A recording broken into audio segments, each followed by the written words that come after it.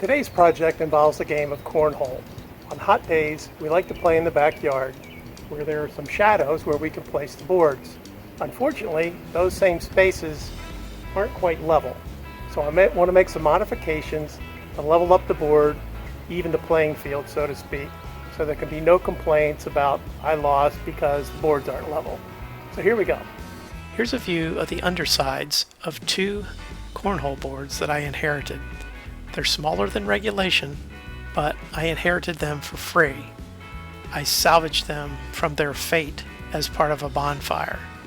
Here, I'm removing the legs so that I can add some extensions to allow me to level the boards in my backyard. Here's a drawing I made to create an extension for the existing legs of the cornhole boards.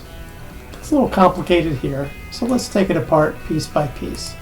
First, we'll get rid of the extension for now. We'll go over to 3D and we will preview the countersink and the cutout that are part of the leg as it stands now.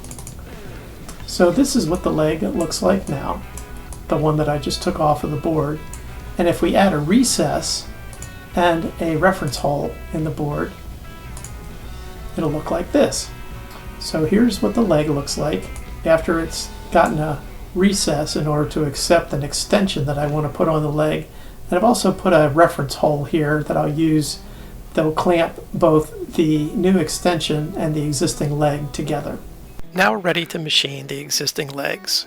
The tool paths have been created, and now I'm fixturing in an existing leg to the bed of the CNC machine using a combination of hold-down clamps and a special cam clamp I designed. The fixturing is configured to be able to put multiple legs in one after another without having to re-zero everything.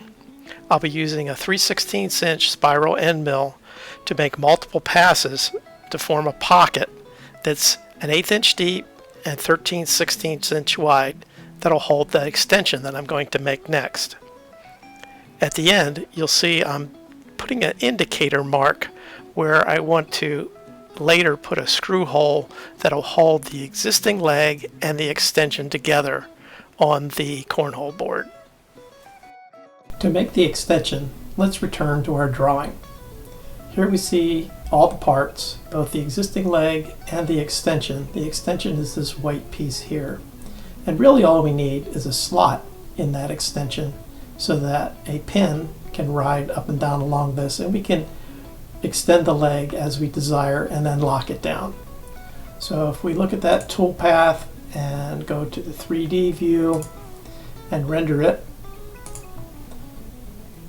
you can see the bit running around in there until we get basically just a slotted piece of wood that's going to serve as our extender. Here is the real world view of that leg extender machining operation.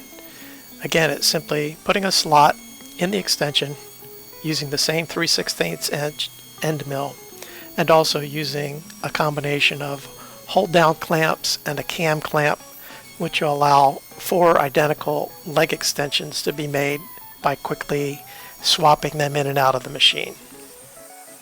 Here I'm selecting the hardware that I'm going to use to hold the extension to the existing leg. The thread that looks like a wood screw thread on one end will go into the existing leg, and then there's a machine thread that'll hold a wing nut that I'll use to clamp the two pieces together. Now comes leg assembly time. I'll use a vise to hold the two pieces together. That's the existing leg and the extension. I will pre-drill the existing leg using the extension slot and the reference hole as a guide. Then I'll remove the extension, reclamp just the leg, and screw in the hardware. Then I'll remove the wing nut and attach the extension to the leg and check for a proper fit.